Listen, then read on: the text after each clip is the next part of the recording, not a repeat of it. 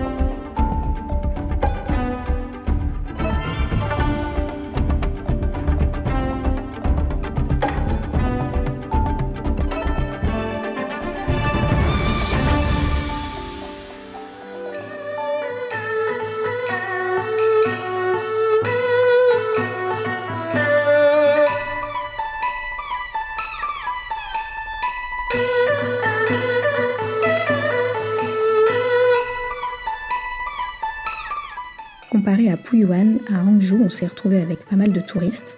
Après avoir visité la pagode, on a emprunté une des fameuses digues qui traversent le lac. Il faisait nuit, donc il y avait plein de petites lumières. C'est très arboré, c'est vraiment très agréable de s'y promener. Il y a plein de sulfureurs, ce qui fait que ça rend le lieu un petit peu poétique. On peut voir une nouvelle fois ce contraste assez saisissant entre la tradition avec les temples, les jardins et de l'autre côté la ville avec tous ses gratte-ciels. Donc je vous laisse découvrir quelques images de la ville qu'on n'a malheureusement pas visitées, mais ces images que j'ai trouvées sur internet me donnent envie de déambuler dans ces rues et je remercie quand même une nouvelle fois ma belle famille de nous avoir organisé ce voyage.